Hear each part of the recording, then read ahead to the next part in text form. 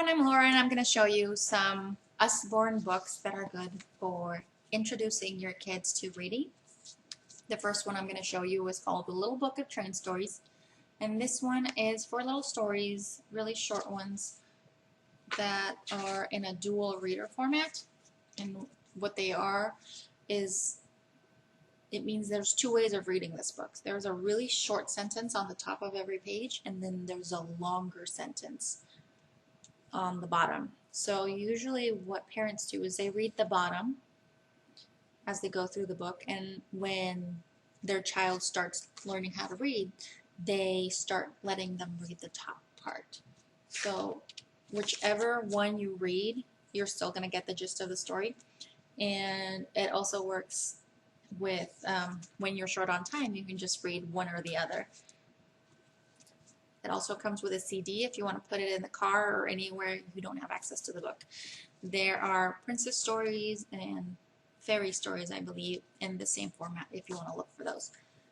The next one I'm going to show you is Billy's Great Adventure, and this is the same Billy from Billy B Mysteries, and has the same characters as Hey Jack and Billy B, but this is for younger kids. This is when Billy B and Jack are in preschool, so they come up with all sorts of adventures at school, and they have really short texts and bright, pretty illustrations for them to look at, so they'll be entertained for a little bit. My 4-year-old really liked this one. I was surprised, but there's 4 books in this collection, and then after you finish these and they start reading, you can move up to the Billy B and Hey Jack books. The next one I'm going to show you is part of our phonics collection. This is Mole in a Hole. And phonics collection has stories that help kids develop an understanding of how words are supposed to sound. And for example, they're all in a sing-songy tone. This one says, Mole gives a groan. His home is too small. There's no room for me. Oh, no room at all. So the whole story is going to be in that same format. And it's going to let kids know how words are supposed to sound. And there's a whole collection of these if you want to buy them individually, or if you want to get a big collection of them, or get a book similar to this. This is Ted and Friends, and it's all phonics stories, and this one has flaps and a CD that you can also put in the car whenever you don't have access to the book, if you don't want to lug this thing around because it's pretty chunky.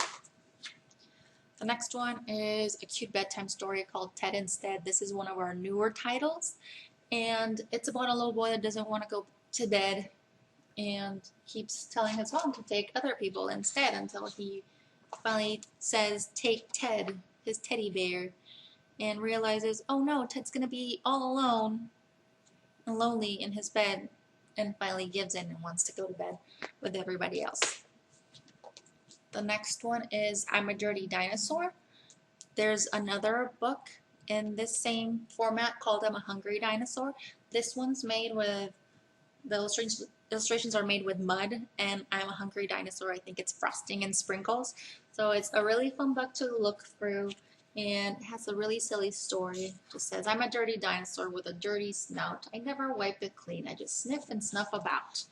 And all these words are really easy for kids to say and stomp to and dance to, so they have a lot of fun going through them.